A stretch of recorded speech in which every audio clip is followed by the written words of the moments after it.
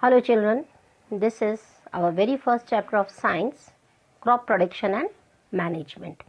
In this chapter, we are going to study the techniques used right from the production of crop to the management of the crop.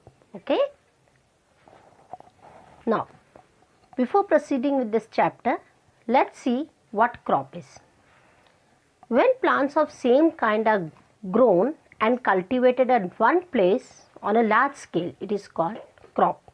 And as we know that there are varied climatic conditions like rainfall, temperature, humidity, they are different in different areas. And yes, we have variety of landforms in our country.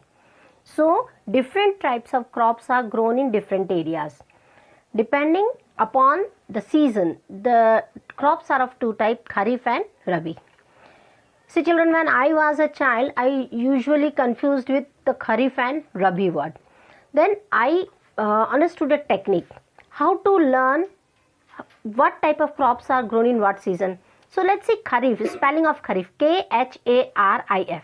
So R-A-I, these three letters are there. With this I learned that Kharif crops are grown in rainy season. That means from June to September. Similarly, Rabi crops after rainy season, winter season comes. So Rabi crops are grown after Kharif crops. From in the month of October they are sown and harvested in the month of March. Some pulses and vegetables are grown in summer season also. Now see, in this slide we can see the various agricultural practices followed for crop production. Very first is preparation of soil. After preparation of soil, sowing is done. Then manure and fertilizers are added. Irrigation. Next is protection from weeds. Then harvesting and storage. Some farmers do some manipulations also. That manures are added first, then sowing is done later. There can be very little changes as on the demand of the crop. Now, very first is preparation of soil. Why the soil is to be prepared? Very important thing. It is a very first step before growing a crop. Very firstly, the soil is turned and loosened using a plow, right? And this turning and loosening of soil is called tilling or plowing. What are the benefits of plowing the soil? Very first, when the soil is loosened or turned, this allows the roots to penetrate deep into the soil so that roots can breathe easily. Secondly, in the loosened soil, some microbes and the earthworms which already live in soil, they grow rapidly. These organisms further loosen the soil and adds manure to the soil.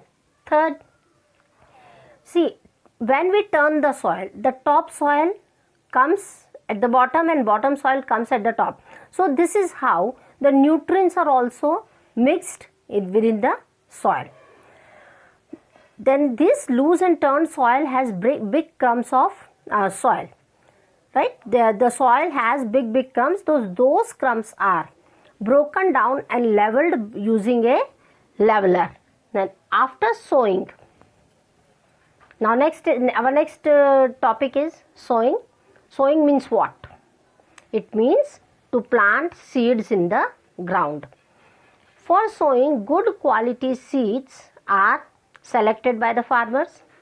How will we identify or recognize whether the seeds are healthy and of good quality or not? This we can do at home also. Soak some seeds in water. If the seeds float on the surface of the water, that means those seeds are hollow and are not healthy seeds. Such seeds are not of good variety. So farmers use good quality seeds for higher yield.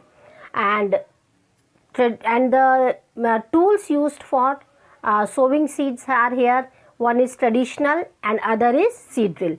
These are the pictures given in your book. I took these pictures from the book. Now next step is adding manure to fertilizer. What is the need of adding manure and fertilizers? See, when continuously the crops are grown in the field, some of the nutrients are continuously used up, and due to that the soil in certain nutrients become lack of it. So to replenish the soil, some substances are added to the soil in the form of nutrients for the healthy growth of plant, and these are called manures and fertilizers, right? Now what is the basic difference between manure and fertilizer? Manure are natural substances. They are prepared from cow dung and other organic waste, whereas fertilizers are inorganic substances. Manure, these are prepared in the field, and their cost of preparation is not too much. They are cheaper in rate, whereas fertilizers are prepared in factories. Large setups are required, so a big capital is required for that. Now very important, manures provide lot of humus to the soil, whereas fertilizers does not provide any humus to the soil. Manures are less rich in plant nutrients, whereas fertilizers are very rich in plant nutrients, and the effect of manures is long lasting on the soil, whereas the effect of fertilizers is for the short term. Very important to note, if excess amount of manure is used in the field, then there will be no harm to the soil, but if fertilizers are used, in such case the soil fertility may be loosed. Now this slide is about irrigation. What do you understand by irrigation? It is simply the supply of water to the crops at regular interval of time, right?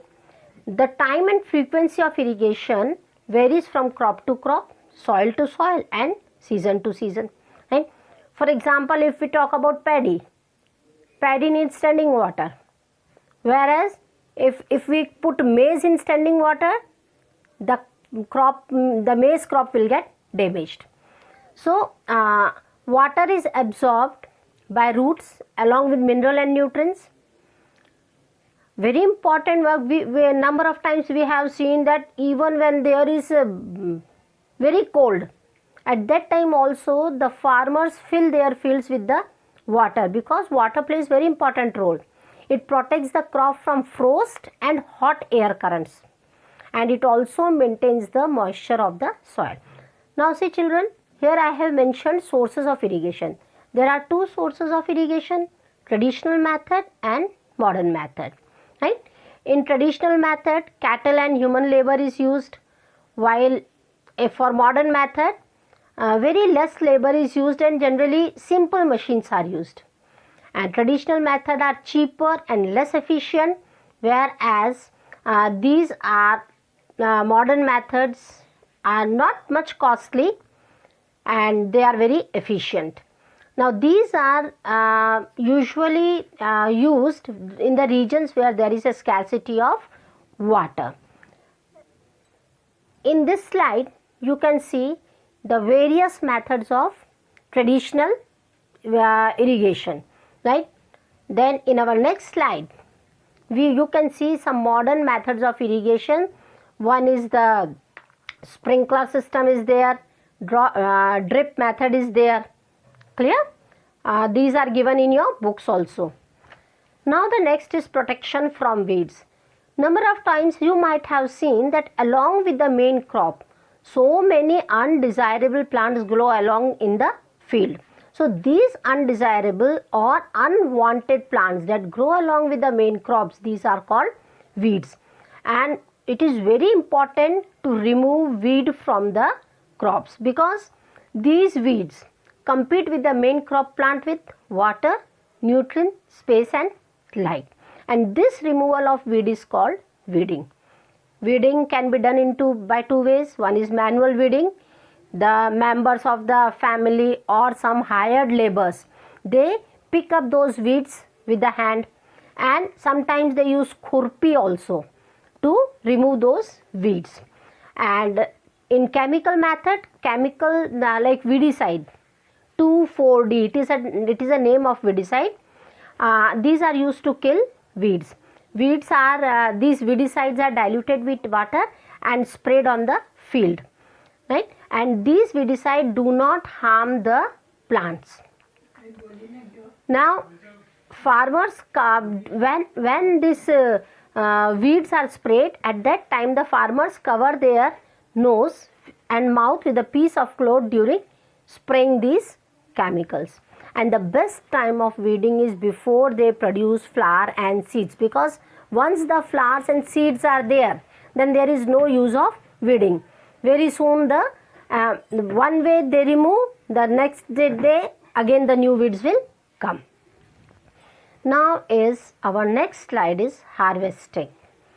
When all the work is done, after 3 or 4 months of sowing, the crops are ready to cut down. This cutting of crop after it mature is called harvesting. It is done either manually using sickle or using a machine called harvester, right? Now these harvested crops have to be separated from the chaff. This is done by a machine called thresher, and this process is called threshing. And see, in some there is a machine in which harvesting and threshing both are done together. That machine is called combine. And the farmers who are not rich enough or who have the problem of the money, they, in spite of using thresher, they do winnowing. Manually they remove that chaff from the seed.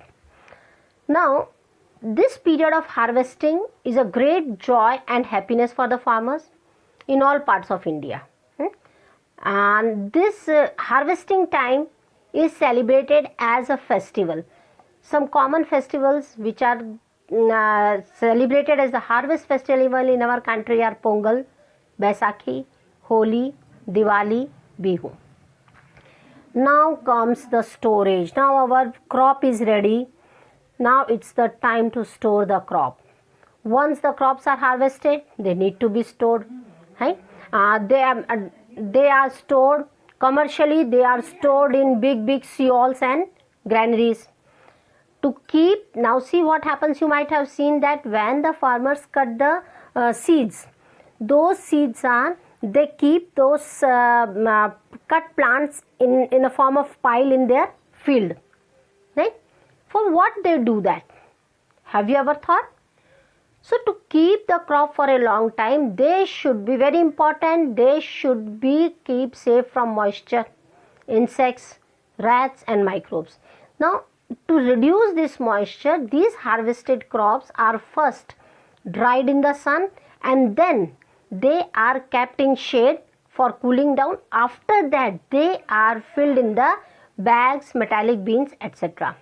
And on large scale, this storage is done in silos and granaries, as I told you.